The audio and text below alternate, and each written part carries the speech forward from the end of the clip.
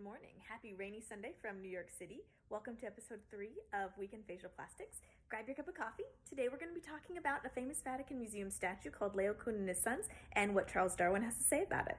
This is a photo from a recent trip to the Vatican of Leo Kuhn and his sons, depicted here. The notable thing about this statue is the facial expressions that the sculptor has given to the subjects to represent human emotion. In particular, the main subject, or the father figure, shown here. This face represents such intense agony and anguish that Charles Darwin would argue is not possible in a human face. The statue of Leo Kuhn and his sons was excavated in Rome in 1506. The style is Hellenistic Baroque, which describes an era of ancient Greek influence. Leo Kuhn was a Trojan priest, and of course the statue shows him and his sons being attacked by a serpent. The statue is a classic example of human agony, and that's based on the contorted facial expressions and the contorted bodies. Charles Darwin has classically said that it's physiologically impossible to create the bulging eyebrows facial expression seen in Leo Kuhn, and that's based on his understanding and description of a muscle called the corrugator supercilii. So here we have a diagram and picture of the corrugator supercilii muscle. These are taken from Dr. Pest and Dr. Roerich's facial anatomy book.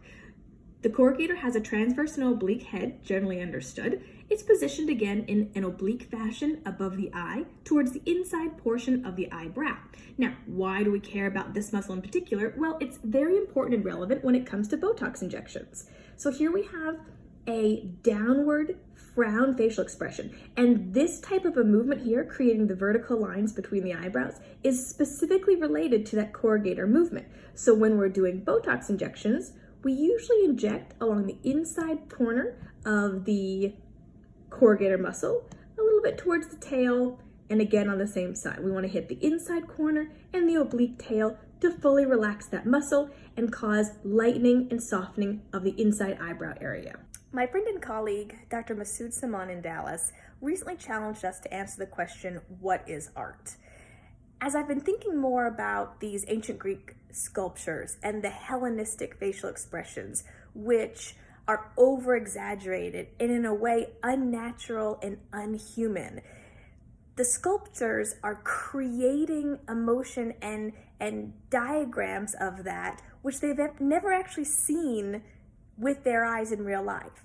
So to me, art is the physical manifestation of that which we have only seen in our hearts and minds. Let me know what you guys think. We'll see you next week.